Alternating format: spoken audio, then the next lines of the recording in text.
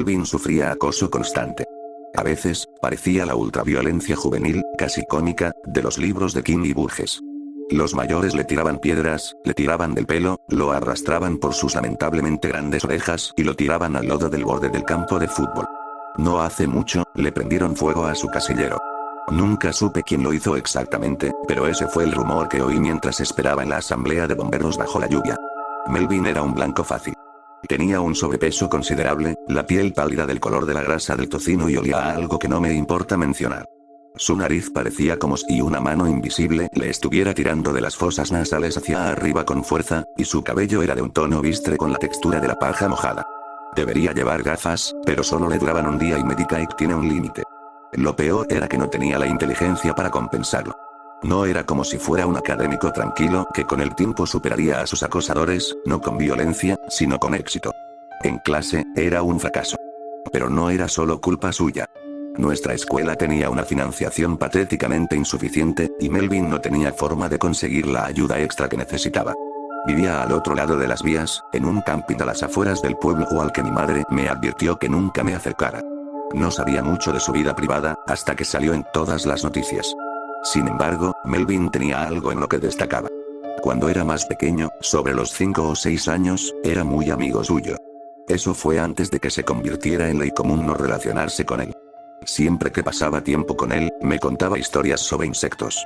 Incluso ahora, cada vez que tenía un momento de consuelo en la escuela, lo pasaba agazapado en un rincón del patio, escarbando en la tierra con su tenedor oxidado.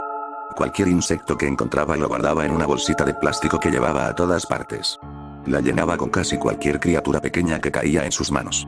Luego, cuando estaba casi llena, la sellaba y convertía su contenido en una fina papilla con una piedra. Durante el resto de la semana, nunca lo veía sin esa bolsa. Es decir, hasta que, inevitablemente, alguien se la quitaba y tenía que empezar el proceso de nuevo. A nadie le gustaba Melvin. A mí tampoco, aunque no sentía la necesidad de demostrarlo con violencia. Si me hubieras dicho el año pasado que acabaría pasando el verano con él, probablemente te habría escupido. Empezó con la bici de una niña. Mis amigos y yo estábamos haciendo el tonto en mi calle sin salida cuando Chet, el pegamento antropomórfico que mantenía unido a nuestro grupo de amigos, decidió que sería divertido robar la bici de la hija de 5 años de mi vecino. Lo animamos y lo hizo, y pasó el resto del día dando vueltas en ella. Al anochecer, se cansó y la tiró a la orilla del arroyo. En cuanto regresé a casa, mi madre me lo reprochó. Al parecer, la niña se pasó el día entero con los ojos como platos en plena calle. Admito que lo delaté enseguida. A Chet le pusieron una multa que nunca nos dijo. Después de que se supiera que yo era quien había delatado, me convertí en persona non grata. En una semana, supe lo que era ser Melvin. Me pasaba el tiempo en el jardín, sola, lamentándome. Aún así, nunca intenté encontrarle un amigo a Melvin, pensé que no tendría que caer tan bajo. Todo esto continuó hasta el verano, y más allá.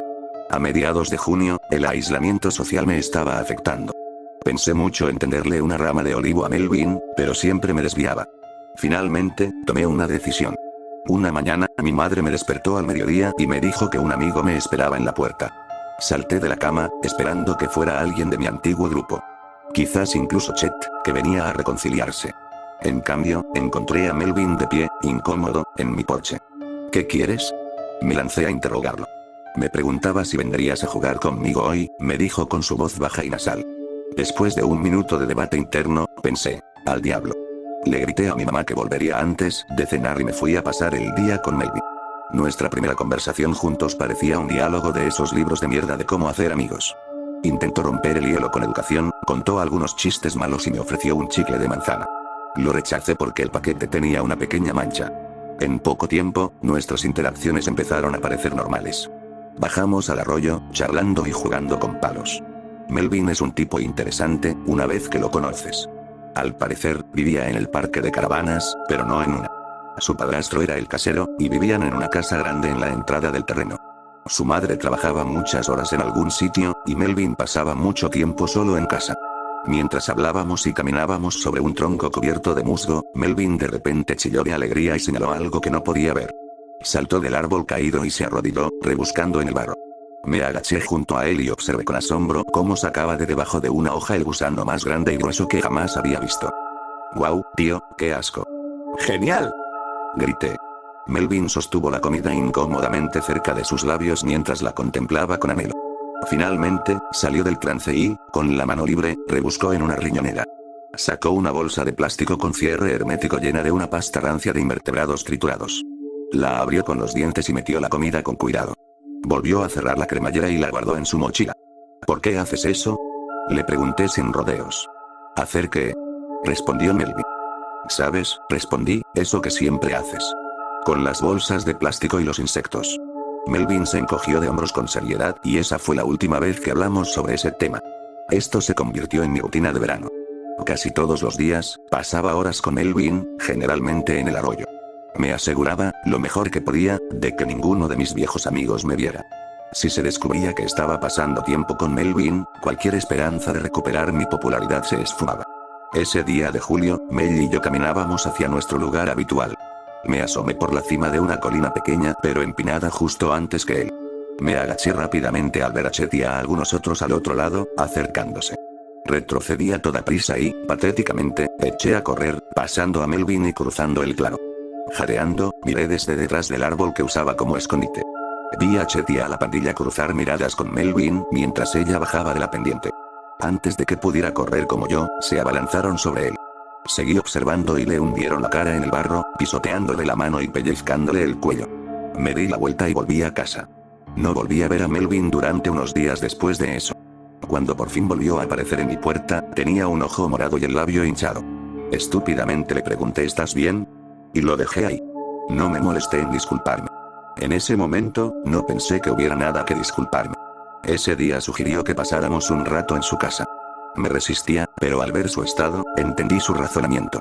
A pesar de la advertencia de mi madre, seguía a Melvin al parque de caravanas. Estaba tan deteriorado como me lo imaginaba.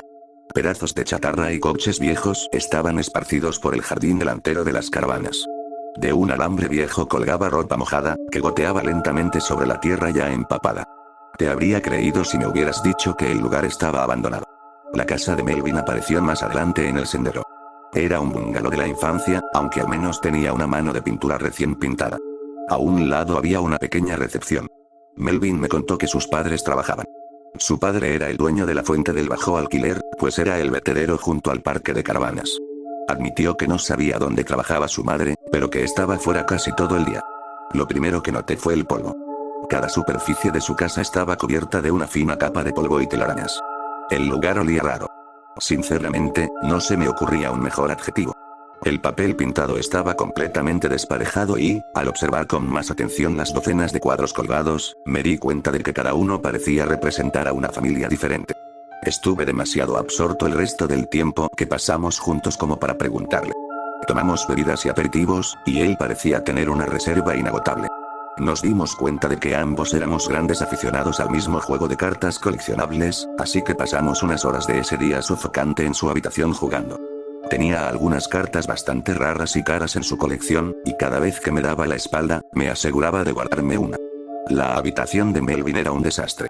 Olía a pis y las esquinas estaban cubiertas de moho negro. Había ropa por todas partes, al igual que cucarachas. Si alguna se le cruzaba por delante, la aplastaba con el puño y se untaba los restos en las perneras del pantalón para limpiárselos de la mano. Fue en ese momento cuando decidí que pasar el verano sola no estaba tan mal. Después de terminar con todas las actividades que me permitió evitar durante mi visita, me disculpé para irme a casa. «Espera», gritó, agarrándome la muñeca mientras salía. «¿Qué?», dije apretando los dientes mientras intentaba liberarme cortésmente de su agarre. «Hay algo que realmente quería mostrarte». Resopló, no puedo creer que aún no haya traído a mi mejor amigo a verlo.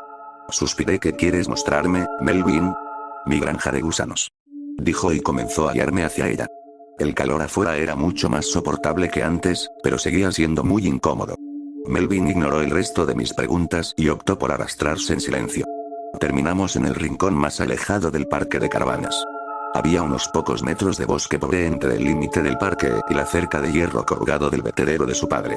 Una parte de la cerca oxidada se había derrumbado, y encima había un viejo tanque de agua blanca, además de un montón de otros pequeños escombros. El tanque medía unos 1,20 metros de alto y 1,80 metros de ancho, sin contar la tapa. Retrocedí un paso y observé a Melvin forcejear para abrir la enorme tapa metálica. Reí para mis adentros y miré a mi alrededor. Solo entonces me di cuenta de lo aislados que estábamos. Antes de poder preguntarle a Melvin si necesitaba ayuda, la tapa se abrió lo suficiente como para liberar el hedor más repugnante que jamás había sentido. Me hizo retroceder y sentir náuseas. Rápidamente me cubrí la boca y la nariz con mi gorra de béisbol. ¿Qué carajo, Melvin?, dije, amortiguado por la tela. Es mi criadero de gusanos, me dijo Melvin. Llevo un tiempo trabajando en él. Recojo muchos animales atropellados. Los dejo pudrirse en este tambor y, al cabo de un rato, se llena de gusanos. Ven a verlo más de cerca. Me quedé mirando a Melvin, completamente atónita. Parecía un niño orgulloso, por fin compartiendo su brillante obra de arte con sus padres. Como no le eché un vistazo de inmediato, volvió a hablar, esta vez con más fuerza. Dije que vinieras a echar un vistazo. A regañadientes, di 2 pasos hacia adelante y miré rápidamente por encima del borde metálico, decidido a acabar con aquello de una vez. Por un instante, pensé que mi mente me estaba jugando una mala pasada. Tuve que volver a mirar, esta vez con más atención, para asegurarme. El tanque estaba lleno de carne podrida. Intestinos, trozos de pelo y fragmentos de hueso añadían una textura extra a la sopa rancia. Un extraño líquido amarillo y aceitoso se acumulaba alrededor de la carne. Lo peor de todo era que estaba infestado de innumerables gusanos. Los diminutos tallos blancos se retorcían en su viscoso hogar. Grupos de agujeros dieron paso a más y más huevos, listos para eclosionar una nueva generación de gusanos. Con el tiempo, se convertían en moscas y comenzaban el proceso de nuevo. Melvin, eso tiene que ser lo más repugnante que, antes de que pudiera terminar, Melvin me golpeó la nuca con una llave de tubo. Mi mundo se desvaneció y caí al suelo. Desperté muchísimo tiempo después. Podrían haber sido horas, probablemente minutos. Estaba completamente oscuro. Oscuridad total, absoluta. Respiré hondo y al instante supe dónde estaba. Intenté levantarme, pero me golpeé la cabeza contra la tapa. Resbalé en el remolino de podredumbre que me subía por encima de la cintura y caí. Un poco me entró en la boca. Tuve arcadas y vomité, añadiendo mi vómito a la mezcla. El olor era tan repugnante que me quemó los pelos de la nariz. Empecé a sentir las minúsculas y desgarradoras picaduras de los gusanos.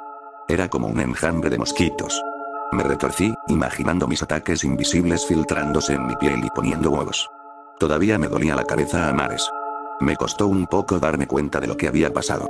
En pánico, lo primero que revisé fueron las tarjetas en mi bolsillo trasero. Supuse que estarían arruinadas, manchadas y empapadas, irreconocibles. Las busqué, pero no estaban allí. Empecé a golpear las paredes de acero de mi prisión, gritando y esperando que alguien me oyera. Nadie me oyó. Mi pie rozó un trozo de carne firme al otro lado del tanque y retrocedí, haciéndome lo más pequeño posible, acurrucándome como un feto de miedo. Nunca había tenido tanto miedo en mi vida. Mi primo me habló de esnifar pegamento y hace poco lo probé. Los gases que emanaban de la podredumbre tuvieron un efecto similar. Sentía como mis neuronas morían. Finalmente, pude formar una idea. Debía intentar quitar las manchas de óxido que cubrían el interior del tanque. Busqué a tientas justo delante de mí algo que pudiera servirme de herramienta. Imaginé encontrar un hueso robusto, pero encontré algo muy diferente. Tenía un centro metálico y 2 tiras rígidas de tela unidas a cada lado. Era un reloj. Lo levanté y palpé en la oscuridad buscando los botones. Presioné uno y solo emitió un pitido. Seguro que tuvo algún efecto, pero nada útil. Presioné otro y también emitió un pitido. El tercero, sin embargo, activó la pequeña luz de la pantalla digital. En el breve segundo de visión que me proporcionó, vi que había alguien más conmigo. Me quedé paralizado. Mi constante agitación, causada por los gusanos que me penetraban la piel, cesó. Con mano temblorosa, volví a encender el LED, manteniéndolo presionado esta vez. Sentado frente a mí estaba Melvin. Estaba desnudo, o al menos no llevaba camisa. Me observaba con satisfacción. Sonrió al saber que lo había visto. Me di cuenta de que el trozo de carne que había rozado mi pie minutos antes era su pierna. Estaba hecho un desastre. Me costaba formular ideas básicas, y mucho menos una pregunta compleja. ¿Qué carajo? Fue todo lo que logré decir. Melvin rió para sí mismo, pero no dijo nada. En cambio, volvió a sacar gusanos de su nido sangriento y a metérselos en la boca. Empecé a tener arcadas y arcadas de nuevo. No me quedaba nada físicamente para vomitar, así que mi vómito estaba compuesto de ácido estomacal y bilis. Una vez que terminé de desahogarme, recordé el plan. Me metí el reloj en el bolsillo, sin querer mirar más a Melvin. Palpé el lodo y casi al instante encontré lo que buscaba. Era un trozo de mandíbula de jaguar, del cráneo de un ciervo o un perro grande. Me giré y empecé a rasparlo contra una zona de óxido quebradizo. Poco a poco, sentí cómo se desprendían capas de escamas de metal oxidado. Finalmente, con un golpe fuerte, empujé el hueso directamente a través de él. Un pequeño agujero del tamaño de una aceituna dejaba entrar el primer rayo de luz natural en lo que me pareció una eternidad. Rápidamente apreté la boca contra el agujero, respirando sin querer diminutos fragmentos de óxido mientras jadeaba en busca de aire fresco. Mientras presionaba mi cuerpo contra las paredes del tambor, sentí algo debajo de mí. No podía alcanzarlo con la mano, pero mi espinilla rozó otra mancha de óxido. Estaba justo en la base, donde una soldadura deficiente unía las dos partes principales del tanque de agua. Con la boca aún aferrada a la libertad, pateé violentamente la barrera que se fragmentaba. Mover las piernas era como intentar correr en un tanque de melaza. Una y otra vez la pateé hasta que finalmente mi piel la atravesó. Lleno de esperanza, golpeé los escombros sueltos, intentando desesperadamente crear una abertura lo suficientemente grande como para pasar. El líquido fétido rezumaba mientras la herida abierta en el costado del tanque se ensanchaba lo suficiente como para que un niño de 12 años pudiera pasar. «Oye, oye», rugió Melvin justo detrás de mí. Lo ignoré y respiré hondo por el agujero más pequeño. Me tapé la nariz, cerré los ojos y me sumergí bajo la superficie podrida. Dejé mi gorra de béisbol atrás mientras buscaba a tientas la salida. Me agarré al borde, haciéndome un corte en la mano con los bordes afilados. Tiré de mí hacia abajo y, finalmente, salí.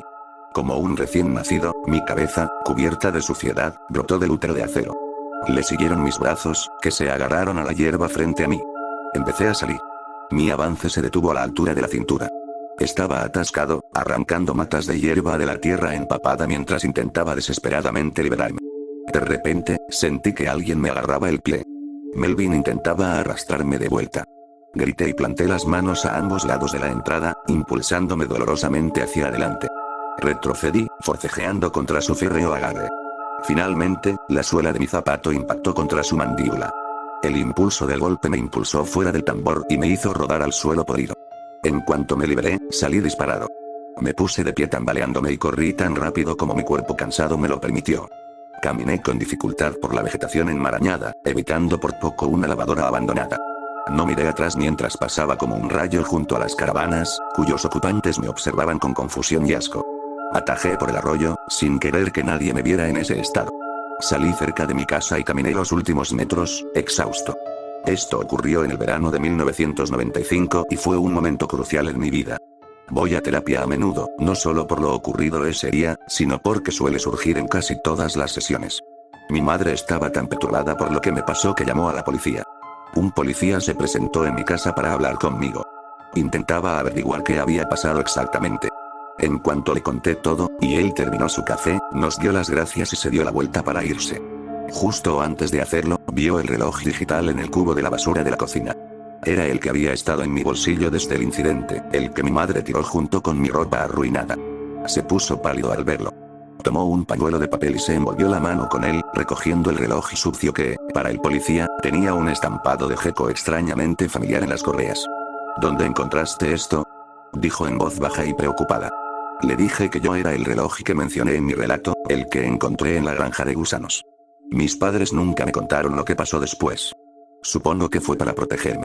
Al día siguiente, salió en todas las noticias locales que un pequeño empresario y dedicado hombre de familia, que descubrí que era el padre de Melvin, había sido arrestado. Cada vez que lo mencionaban, mi madre cambiaba de canal rápidamente.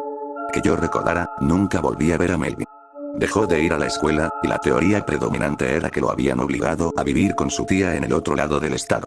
No es que pudiera hablar con nadie al respecto, ya que, en ausencia de Melvin, me convertí en el nuevo saco de boxeo para cualquiera con una vida familiar rota durante el resto de la secundaria.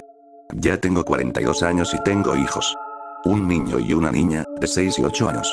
Me mudé de mi ciudad natal hace muchísimo tiempo y ahora vivo una vida tranquila y feliz. Hace poco, mi hermano vino de visita y me contó sobre un grupo de Facebook al que se unió recientemente, dedicado a mi antigua escuela. Ayer por la noche, me senté con mis hijos para mostrarles lo que tuve que soportar y para sentir una buena dosis de nostalgia. La publicación más reciente era sobre un chico que no reconocí, pero que pronto recordé que era el hermano menor de mi viejo amigo Simón. Hace unos días se cumplieron 30 años de su desaparición. Los comentarios estaban llenos de muestras de compasión y recuerdos. Miré la foto y luego a mi hijo. Como padre, escuchar este tipo de historias me toca la fibra sensible. Observé al chico de la foto mientras mis hijos me acribillaban a preguntas. Su dulce sonrisa y sus mejillas sonrosadas me hicieron llorar al ponerme en el lugar de sus padres, afligidos tantos años atrás. Me pregunto qué estarían pensando mis hijos al verme soltar el teléfono y luego caer de rodillas, gimiendo y llorando en mis manos. Al fin y al cabo, no se fijaron en el reloj que llevaba el niño de la foto, ni en el significado de las correas con estampado de Jacob.